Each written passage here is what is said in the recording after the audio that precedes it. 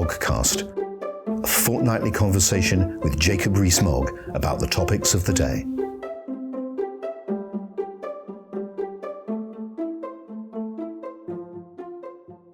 Welcome to the 45th edition of Conservative Home's Moggcast. This is Paul Goodman, editor of Conservative Home, in conversation with the Leader of the House of Commons, Jacob Rees-Mogg. Jacob, good morning to you. Good morning, Paul. And you come straight from a meeting of the House of Commons Commission, is that right? Yes, that's right, which is one of the responsibilities of the Leader of the House. And in the course, not, I suppose, of your duties as Leader of the House, but just as a working Conservative politician over the years, have you met David Frost? Oh, yes, I have. I think he's an absolutely brilliant individual, enormously capable and effective man. Tell us all about him, the new National Security Advisor. Well, he's been a civil servant. He's done extraordinarily well in the negotiations with the European Union, both to get us a deal at the end of last year and set out very clearly in a speech earlier this year the approach that the government's taking to the next stage in our relationship with the European Union. And he's also worked closely with the Prime Minister historically. And is he, excuse me for the confusion, carrying on as chief Brexit negotiator, as it were? As I understand it, yes. He is the chief Brexit negotiator and will be the National Security Advisor. He is, if you like, the Henry Kissinger of our days, that as Henry Kissinger was the National Security Advisor and a very important influence in the development of foreign policy for the United States, so David Frost is a very important influence in the development of British foreign policy. That leads to a very interesting American-style question, which is he a National Security Advisor now as a civil servant, or is this a political appointment? He has been appointed, as I understand it, in much the same way as the Prime Minister has the right to appoint ambassadors, that ambassadors don't need to go through a formal applications process and can carry out that role as a political appointment whilst being still within the system of the British government rather than being, to some extent, outside it. So it's on that basis that, as I understand it, the appointment has been made and with that authority. Do you happen to know if any other appointment of a National Security Advisor in the UK has been made on that basis, Jacob? Well, the National Security Advisor is a relatively modern post, but I don't think there's been one over many decades and centuries. But I think it has been the case that Prime Ministers have had advisors who have been close to them, have been people that they have trusted over centuries. So I don't think it's atypical in that sense. I'm not making a comment on the desirability one way or the other, but it doesn't sound to me as though he was appointed on the same basis as, say, Mark Sedwill. Now, I haven't had the pleasure of doing a Moggcast with you since June the 2nd. When we were broadcasting at that stage, the decision had not yet been made to allow MPs to have proxy votes. And that was on June the 2nd. On June the 3rd, it was announced that this would happen. Can you explain the reasoning for the change? Yes, that we wanted to get people back physically to ensure that government business could be pursued, that the legislative agenda could be followed through with from the election manifesto. And that requires people to be here. But some people have medical conditions where they are being advised by the government not to go into work, and therefore provisions were made for them in the same way as maternity and paternity leave are provided for. Jacob, this was reported as a climb down by the government and an emendation by the Prime Minister to a decision you'd made.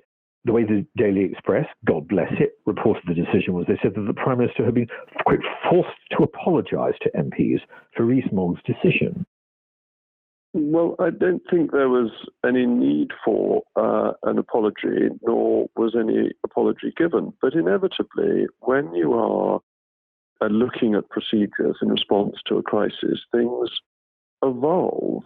And say we moved from a system where the House could only sit physically. We came back and passed a motion that meant that we could have a virtual parliament, which lasted during the height of the pandemic and allowed for a certain amount of scrutiny, but not very effectively for legislation. We then moved back, and as we moved back, things were adjusted according to circumstances. I don't think there was any climb down, merely an evolution.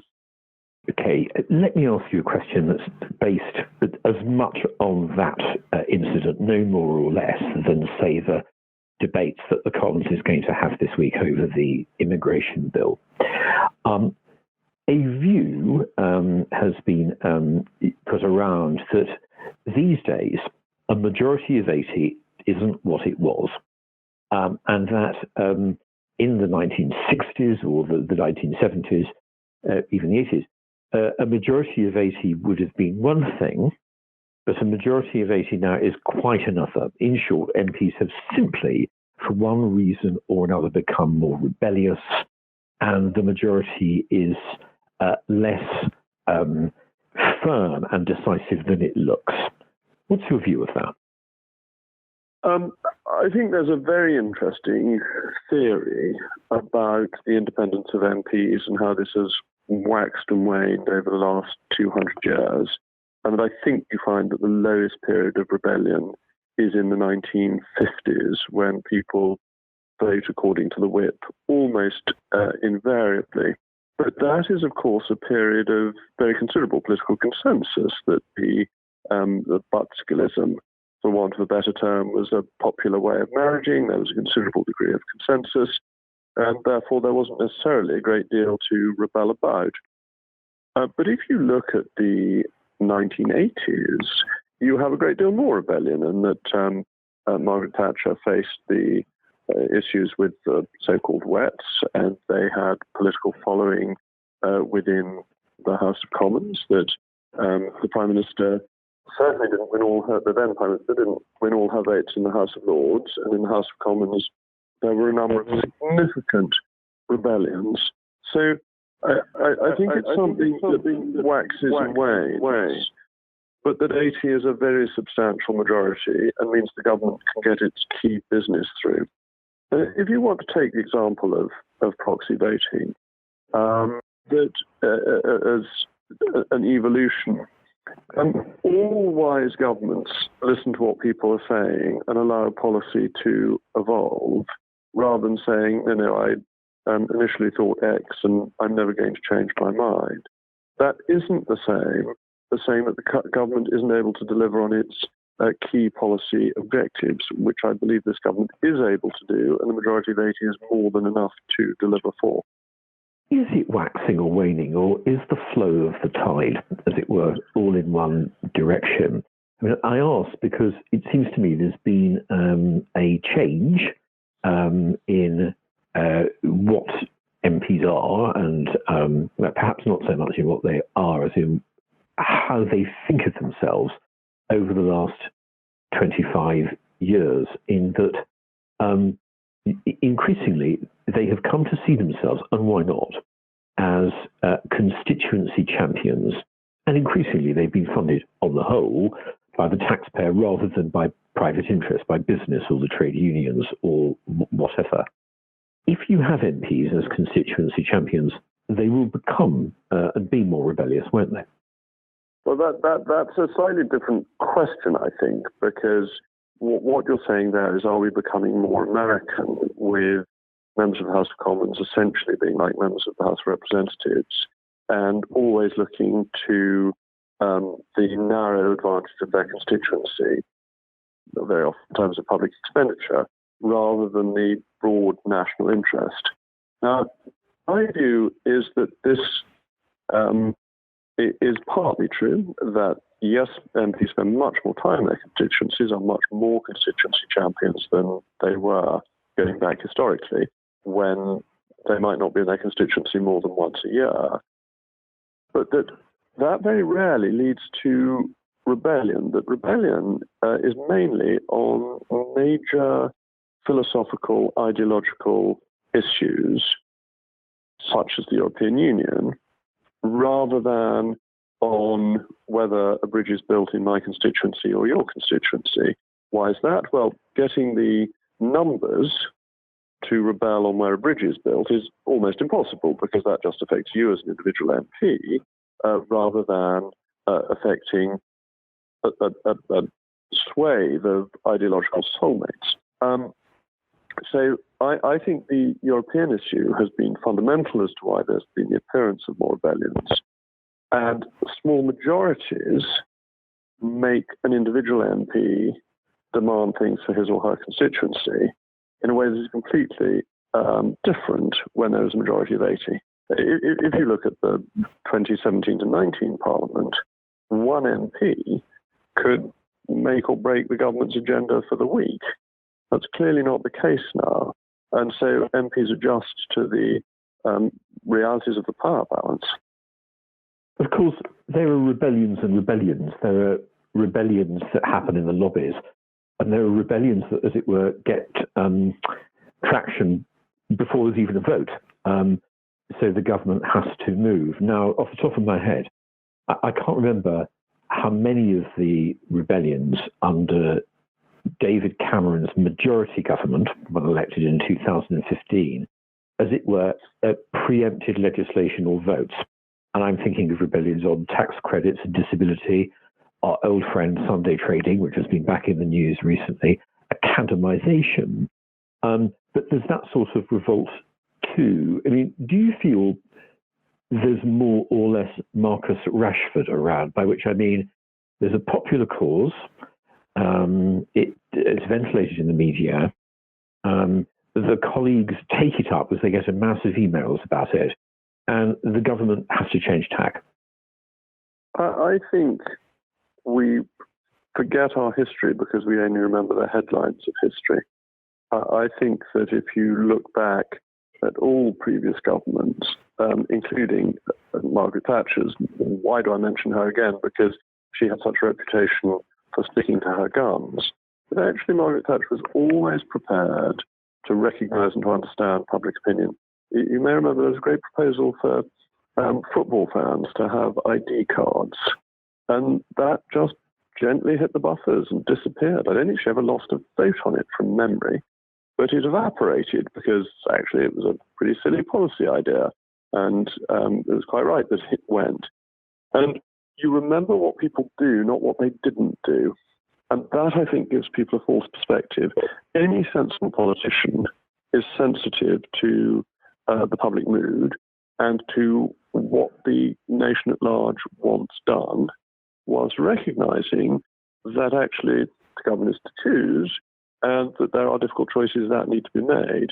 But it's important to stick to the difficult ones that are really important, rather than to take a stubborn position on something that can sensibly be changed. So, must we leave the transition period on the 31st of December? Yes, absolutely. That is fundamental to the success of this government. And there is no tacking that can be done on that. And you may view that as stubbornness, but there's no possibility of a U-turn. Likewise, Margaret Thatcher in 1981 couldn't do a U-turn on the government's economic policy. That was fundamental to the success of her government. Then you asked questions about ID cards for football fans. Can you U-turn on that? Yes, of course you can, because it's a peripheral issue and not fundamental to the way the government is going. And you allow policy to mature. Since Margaret Thatcher's time, of course, the whips have less patronage than they did, didn't they? Which, from the point of view of keeping party discipline, makes life more difficult. So, for example, whips just can't appoint. Of course, they never did directly, but they were able to bring influence to bear on the appointments of select committee chairs and members. Sometimes, but this wasn't necessarily as great a power as it appeared. You'll remember all the row about Gwyneth Dunwoody when she was chairman of the Transport Committee, and that the Labour whips wanted to remove her and were unsuccessful. And the rule on the time limit for select committee chairman was brought in to stop the then chairman of the Transport Committee who was very against rail privatisation when John Major wanted to have rail privatisation and brought him. Was that Robert Hadley? Particularly, I think it was. Yes, you've got a better memory for names than I have. Particularly to stymie him. So had the whips been all powerful, they wouldn't have needed to do that. So I think, again, perhaps I get a little bit romantic about the power of whips and thinks that there used to be, former field marshals who actually field marshals never retire. So we better find a lower rank in the army, but nonetheless a senior one who just barked orders and everybody polished their shoes and jumped to. I doubt it was ever really like that. All right, let's change the subject and try something else. Do you happen to know what the Monte Carlo method is? I've just got here through Paris from the sunny southern shore. I to Monte Carlo went just to raise the winter's rent. Then fortune smiled upon me as she'd never done before, and I've now got so much money, I'm a gent. I seem to remember the words from the man who broke the bank at Monte Carlo. If it's got anything to do with breaking the bank at Monte Carlo, I may be onto something, but otherwise, you have me. I mean, simply asking because it was one of the details in Michael Gove's fabulously erudite speech from Ditchley Park, where he argued that not enough civil servants, or I think by extension people in politics, know what, say, the Monte Carlo method is. And it is, and I'm going to admit that, like you, our audience will be horrified, like you, I'd never heard of it. It is a broad class of computational algorithms that rely on repeated random sampling to obtain numerical results. Right, so it's basically, it sounds very like being at the casino, doesn't it? You double up on black every time and eventually you win, and it's the naught and double naught that mean you lose. I'm not sure if Dominic Cummings, who I'm sure listens to these broadcasts with unfailing regularity, would say that that's the first thing he had in mind. But it does lead me to the next question, which arises from Michael Gove's very interesting talk in which he put forward a number of ideas about civil service reform. And he broadly said, this is one of his very many ideas, that it would be better if civil servants had more scientific training. And I paraphrase, not exactly that politicians should, but that they should know enough about it to be able to ask the right questions of civil servants. What do you think about that? I think this is something that you could have said about British government over a very long time period. I think it's true to say only two scientists have been Prime Minister, and one is Bute and the other is Margaret Thatcher. And maybe somebody once wrote to me saying Salisbury was a scientist, but I don't think in the end he was. Anyway, and the knowledge of science is not as great in British political life as you might want it to be. And it is important to have good scientific advice available that is understood, because that's the basis for decision making. Because you need specialists to give advice and you need generalists to make decisions, because the generalist needs to weigh up the specialist's advice in one area against the specialist's advice in another area. And that is a very good way of making the system work. And that means bringing people in with a wide range of knowledge. So I think Michael's definitely onto something.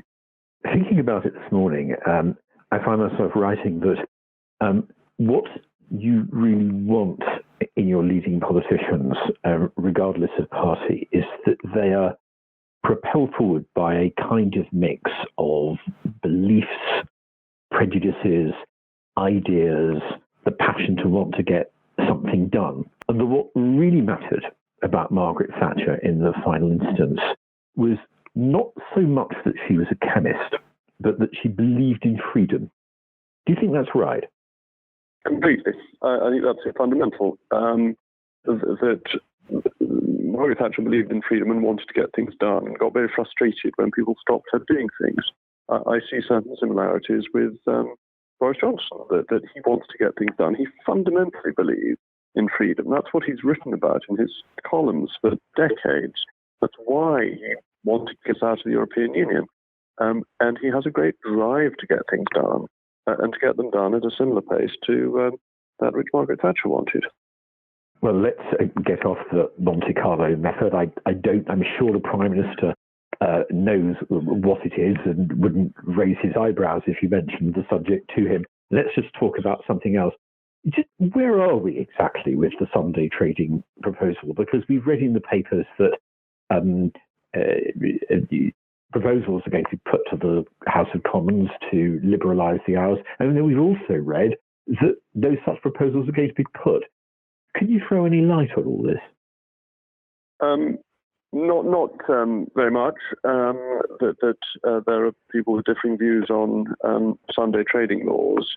I think there may be a little confusion that the bill that is coming forward today, which is lifting some restrictions on various economic activities and ensuring that emergency loans can be given in accordance with the Consumer Credit Act and things like that, was a bill that needs to get through with consent.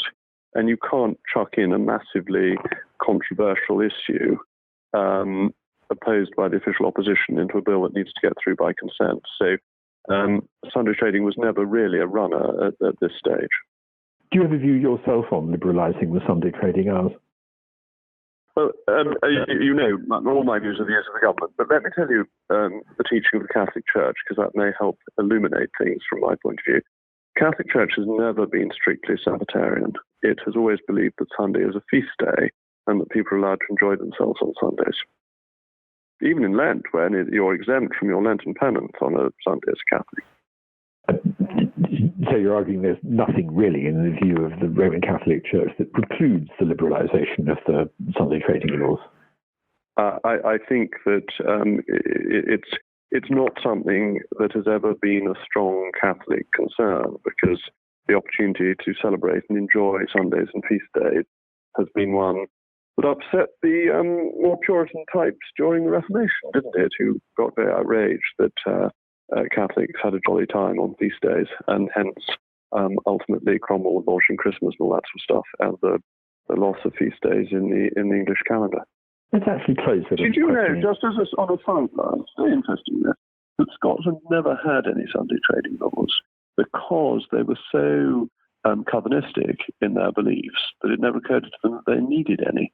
And then by the time they stopped being Calvinists, they didn't have a law, so it just went on for Sunday trading. It's absolutely fascinating. I think that you go from being so sort of clearly religiously determined that it wouldn't occur to you to do anything on a Sunday to suddenly feeling, well, actually, if we can and there's no law to stop it, so we might as well. Whereas the English had the laws because there was more of a political argument about it. They're very much driven by Sabbatarianism. It's certainly a feature of the present debate that people are in favour of liberalising the law point to Scotland and say, well, look, it all works up there without society collapsing. But anyway, let's just close on this sort of Rees-Moggian theme. Just curious to know, as some of your listeners will be, how are the churches going to cope with holding services as normal, I might add particularly services on Sunday, if they also have to observe the requirements of social distancing? Well, it may be easier for the Catholics than the Methodists, because, dare I say, Catholic congregations have never been able to sing, and we've always thought it's much best left to choirs, whereas the Methodists have always sung beautifully. And I do feel sorry for the Methodists, actually, not being allowed to sing, because it's so much part of their tradition and something they do wonderfully well. Well, I think the distribution of Blessed Sacrament is obviously going to be difficult, but the obligation to receive the Blessed Sacrament is only twice a year. It's not weekly, and prior to one of the 20th century Pope Pius's, weekly communion was not a regular thing. The clergy, of course, received the Blessed Sacrament, but not the laity. It makes communion in both kinds difficult, but then again, the Catholic Church, until very modern times, didn't distribute Blessed Sacrament in the second kind, or in both kinds, one, of course, being sufficient. So I think the churches can survive. Churches have survived with the persecutions of Nero. They can cope with social distancing. and I'm sure if the Lord is on your side, who can be against you? So we'll be all right. Always cheerful note. Thank you very much, Jacob, for another Moggcast and for bearing with these questions so patiently. I hope you have a very good week. And Carlo, I was looking forward to picking up the Moggcast again in a fortnight. And you and I hope that when we get to our next Moggcast, we can meet in person, because I think, as things get more back to normal, we should be at the forefront of that and should be leading the way.